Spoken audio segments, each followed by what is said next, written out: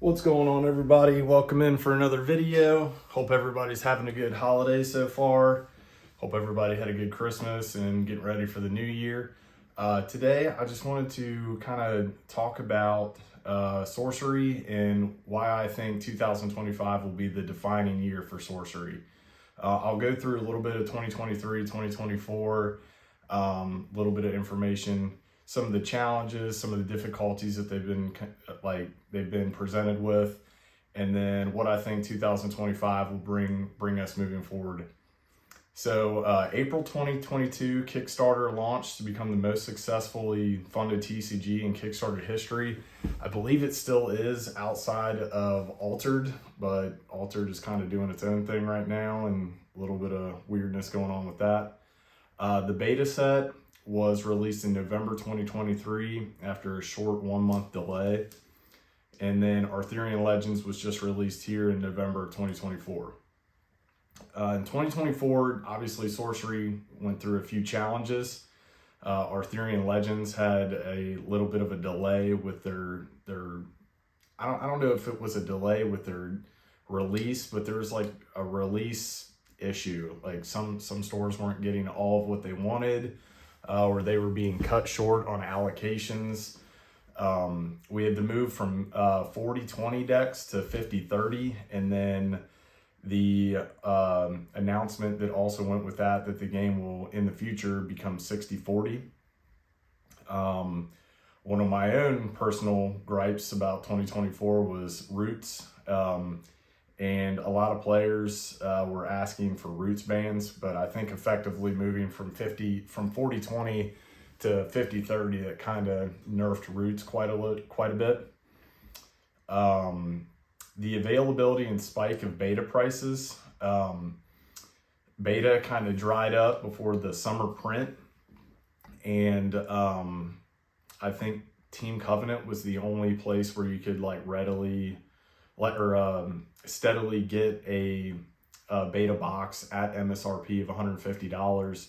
A lot of places were dried up, and the prices kind of spiked into the 220s and 230s, which I really don't understand why they spiked that high when you could still get them from Team Covenant. And then I think Team Covenant, or maybe it was when Team Covenant finally dried up, that's when they spiked. I think that's what it was. But then it's still kind of weird. Like right now, beta prices, like Team Covenant has them at MSRP, and still on TCG Player, they're going for like 180, 170, something like that. It's just something above my brain capability. I don't get that. I would just buy it at MSRP. I know there's something that goes along with, TCG players not wanting to, ever pay MSRP, or, their shipping and tax and all that good stuff.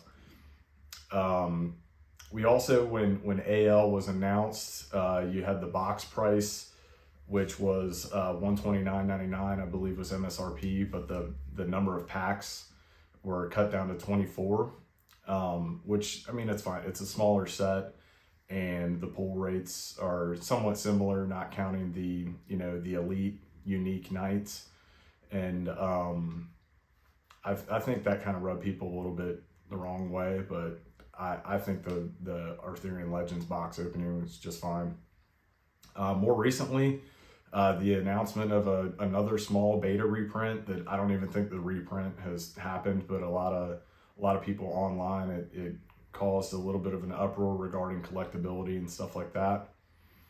Another personal one, I don't know if this is a big issue to Eric's Curiosa, but with the release window being where it is and the TCG Player cashback sale, there was sort of an AL dump, and prices went down to, I believe at the lowest, I think they were in the high 80s, and then they kind of, during the dump, it kind of stabilized in like the low 90s, mid 90s, but now they've kind of stabilized around, 110, 115, with MSRP being $129.99. I think that's fine right now. Then we had the binder issues with the sizes of the slots for the cards being a little tight. In my last video, I went over a little bit.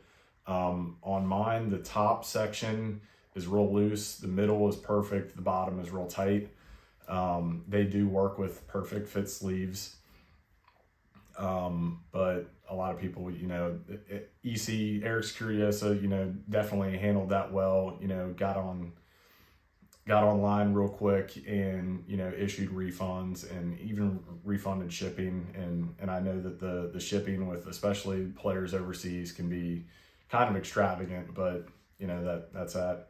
And then the last thing right now, I think, is the volatility of the alpha market. I still don't understand this right now. Alpha is the investment set. It is the collectible set.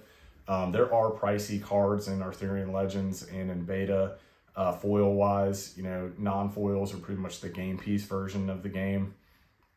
But I think that I don't know what to think about the volatility of the alpha market.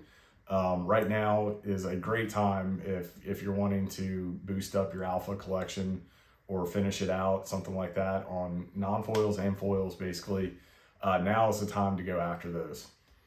I think if Sorcery can work out some of the kinks in the release schedule and window, shipping to LGS and lowering the cost of shipping to the dust rewards for those that are overseas, I think that would all be great. And just getting the game a little bit more publicity, I think the game will continue to rise the ranks in the TCG world.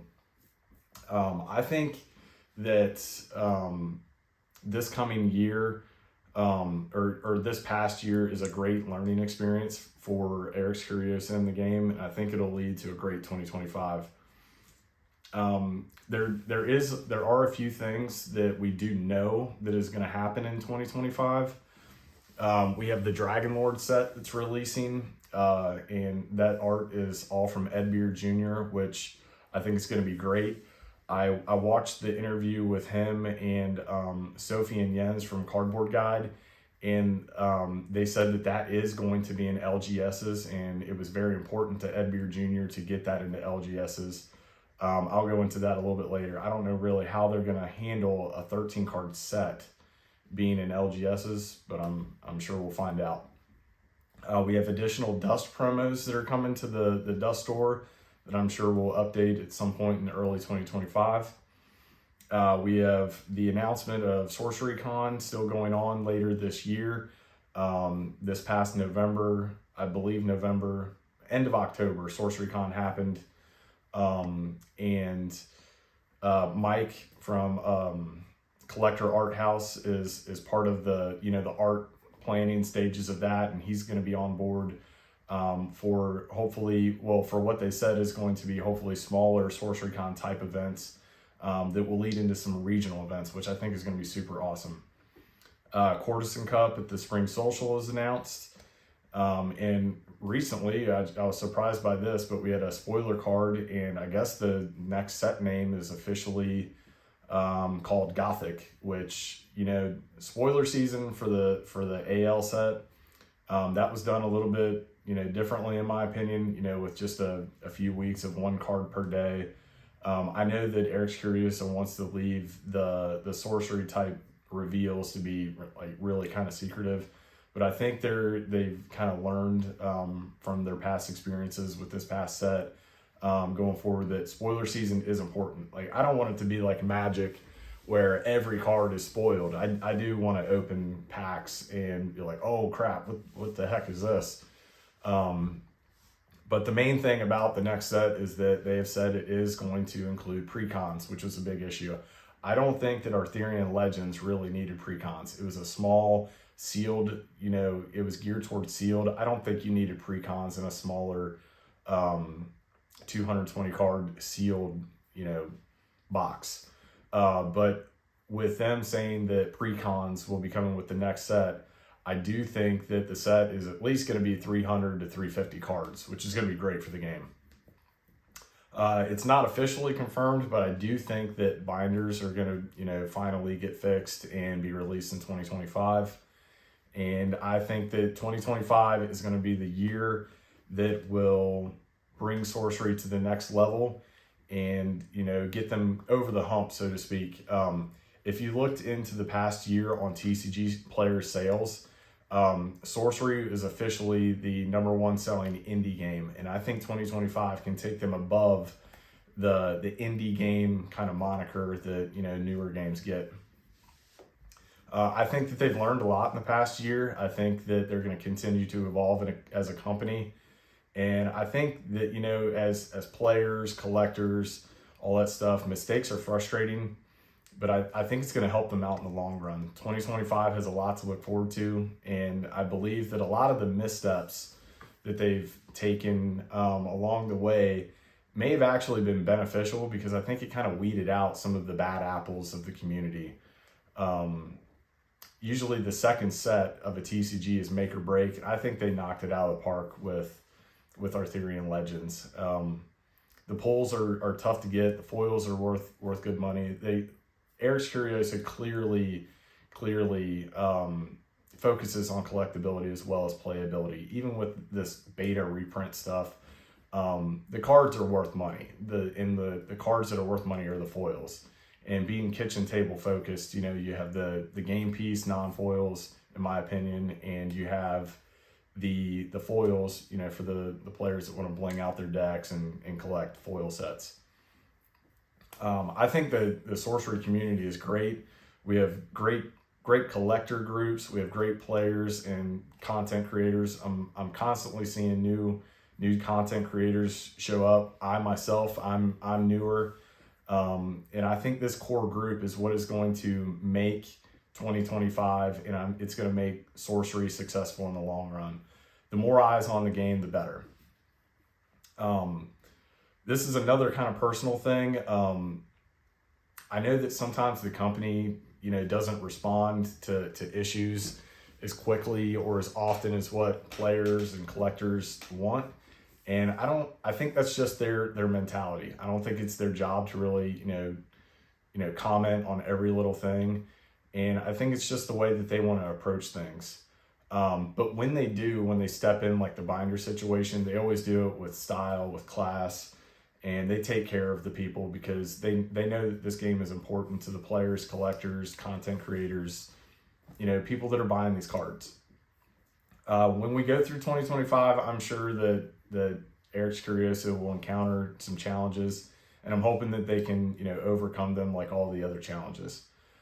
In the coming year of 2025, I think that all I'm really wanting is for them to release some sort of roadmap for the game, just to kind of help drive engagement and keep players interested. With one set a year, it's amazing for players. You know, it's much easier on your wallet. You can kind of go through and collect cards at your pace. You don't have to run out day one, which a lot of players, including myself, I'm guilty of doing that. I like to have everything, you know, as soon as I can. But finding a way to keep the interest throughout the year, if they continue to be one set a year, will be a key factor in the game's success.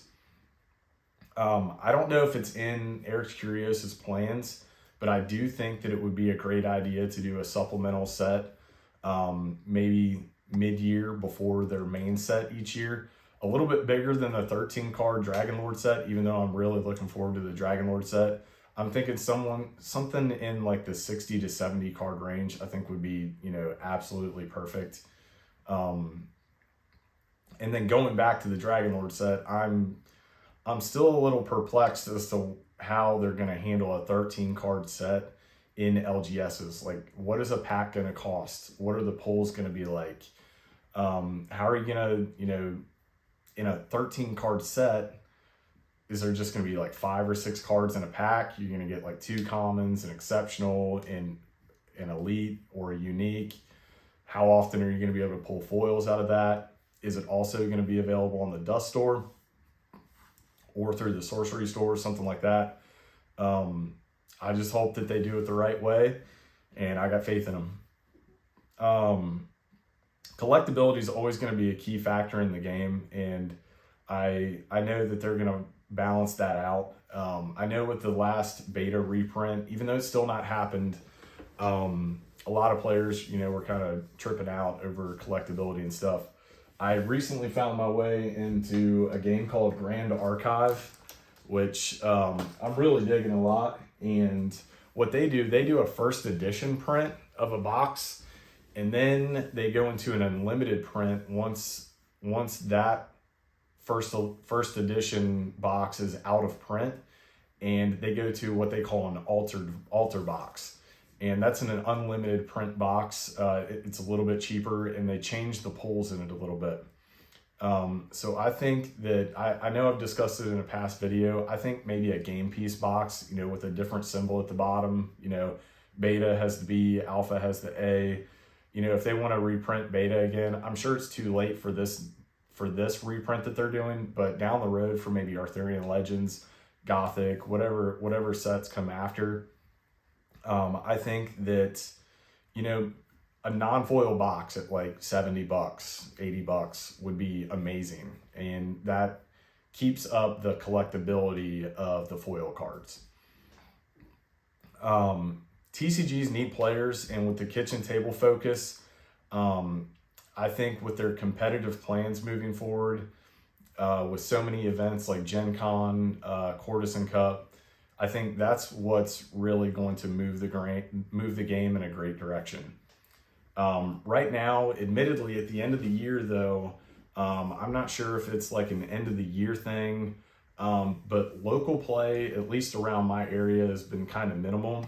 I do a lot of work with trying to drive engagement and post about events, and I try to get like one bigger one planned, like once a month, once like every month and a half kind of thing.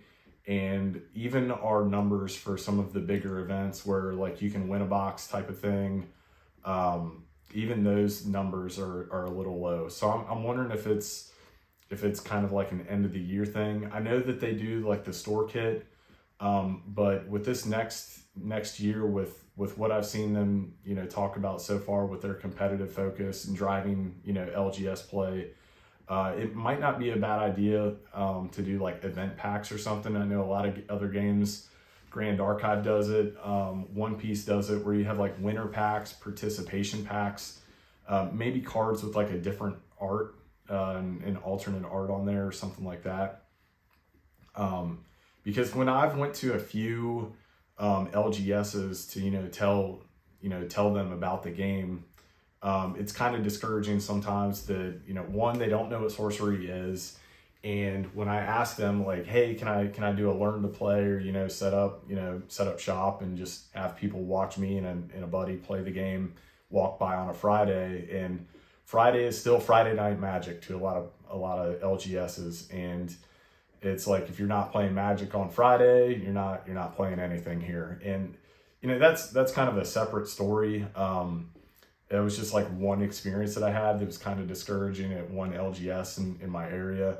But, moving forward, I think if we can get a bigger presence in LGSs alongside, Pokemon and Magic, it'll allow people to see the game being played. And any time that I've showed somebody the game, all they need to do is see it played once and they want to play it. The current market of the game is doing super good. AL box prices have stabilized, and the single market is very good for playable cards and non-foil. And you'll have the more expensive versions in foil. I know Morgana kind of jumped up way in price. The ring is, rightfully so, as a foil, should be expensive. A weird thing right now, I think there's like a buyout for Valley of Delight. Valley of Delight is a very good site. It can be one of any threshold, and with more, multi-threshold decks coming out, with it being an elite though, the 50-30 and the move to 60-40, if they do continue to do that, that's going to mess up consistency. So I know that, multi-threshold cards are going to be at a premium. The rarity system of the game is very player friendly. And that's one thing that I always drive home whenever I tell anybody about the game. Decks are not expensive to make in non-foil. And like I said, you can always bling them out and collect, foils.